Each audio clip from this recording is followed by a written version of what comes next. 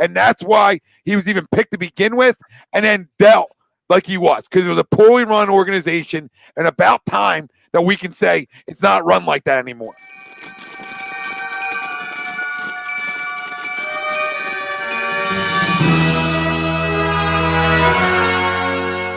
TTP says it, no, we weren't impatient. He wasn't going to succeed in Philly.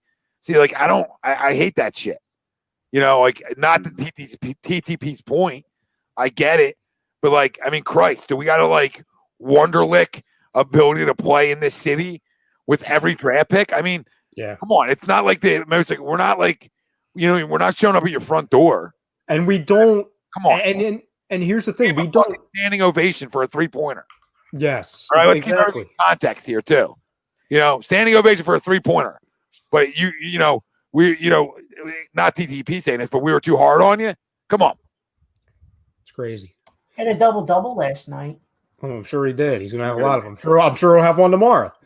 But no, I mean, I understand people say that he never would have succeeded in Philly, but we don't know that for sure. What I know for sure is that we got a guy like Jonathon Simmons who was out of the league in a year, played in the TBT league, and he sucked, and he barely played. We got that and an OKC pick.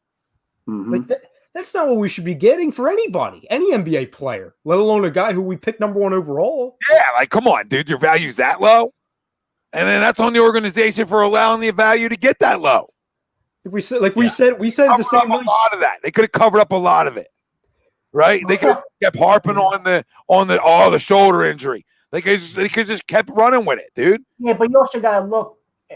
Like, now you can say at this point right now that the value's low, or shame on the organization to get the value to be that low. But at that point in time, I mean, Jesus, the dude wasn't even playing. So Ralph, we were. And he also had the shoulder problem too. But he was 100 players on the Magic that I would have read. Like, traded for the wrong. I understand that. Isaac, we were wanting Jonathon Isaac. Tom and I were on the air at the time when that trade happened. We were like, "Oh, we got Jonathon Isaac." No, Jonathon Simmons. Who? I understand what you're saying, Ralphie, and it's more severe now. But I know, just speaking for Tom and I, because we were there at the moment, we didn't like the trade in the moment, and we were done with the Fultz thing. We were talking about the Chick-fil-A and the sauces at the time. You know what I'm saying? We were done. I was fed up with his ass, but I still ain't taking. I'm just gonna hold on to him. That's all you're gonna give me. I want to sit tight then. There, absolutely. I would sit tight. What up, Joe? Happy New Year, Joe. Thanks, Joe. Listen, I mean, I just hold on to guys in. Everybody's so quick. Mm-hmm. Execs are so fucking quick to say, slow down. Assess stuff. And especially for a deal like that, where it wasn't like, to your both point, we weren't getting Evan Fournier or Jonathon Isaac back to where they were going to make an impact right away. No, we were getting Jonathon Simmons. Like, we could have made that deal any day of the year. Who was coming off of he was coming off shoulder surgery and was on a freaking minutes restriction when he came here. And is that like you weren't getting the Jonathon Simmons that played under Pop? I mean, that wasn't even a good one. And the Magic fleeced you. Yeah. And that's one I'll never get over, because it's not about trading them like that. I'm not in love with them, right? It's about, like, come on, dude. I can get somebody that's going to give me, 15 off my bench at least somewhere in this league. Mm-hmm. Somewhere. Some team's going to give me that. I mean, grow up. We could have waited another 5, 6, 7 days and milked it a little bit. There was a better offer out of there, but I understand.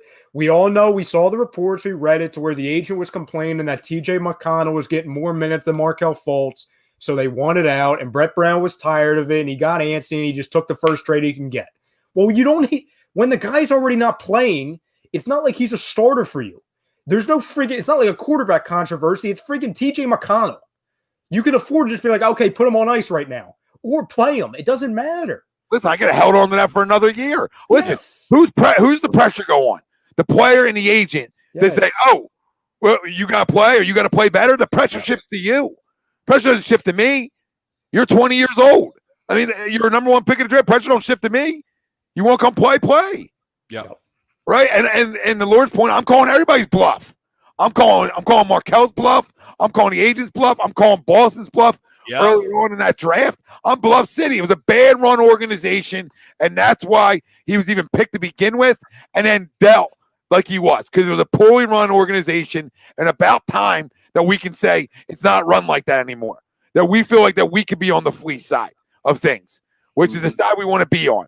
So that's why we're all excited about this year and moving forward, even draft-wise. You know, because somebody said Maxey can be better than him. I don't know if Maxey can be better than him. Zane said that. But regardless, if he can or can't, I'm happy with the pick because I trust the people making it. Yep. Right? And I didn't trust the people making the picks back then. Not the Fultz year. And I was fine with Fultz because he could score. And he showed he could score without shooting. You know what I mean? Similar to Ben. I mean, he showed the ability to score. And then they ruined him the first day of training camp in summer league when they tried to change his shooting motion. People don't honestly, I don't think people realize this. Like the people that were hard on Fultz, and I understand we're going to be hard on him to a degree because he was the number 1 overall pick and a lot of the stuff he can control. And he was a little soft. I understand all that, but he did not ruin him. The organization ruined him. They took a guy number 1 overall, traded up to get him with a division and conference rival in the Celtics. And then they said, hey, see you, Tristan. Thanks, brother. Happy New Year. And they said, we're going to take you number 1 overall and then change you. Why? Why would you do that? It doesn't make any sense. And then he the worst trade in NBA history. You understand me? That's how bad of a fucking trade it is. The whole process, right? Forget the trade. Let's just start with the whole thing that happened, and then the trade and everything was the worst run process for a number 1 pick that I've ever seen. Like the worst run process because it wasn't like he couldn't play. Like he was still good. It wasn't one of them guys like, oh, well, he's just going to stink because he's a bust. No, that wasn't the case. It wasn't the case. So you hold on and you say, fuck you. You're either going to play to a certain level or you're just never, nobody's going to want you. But you held it, the card still on it.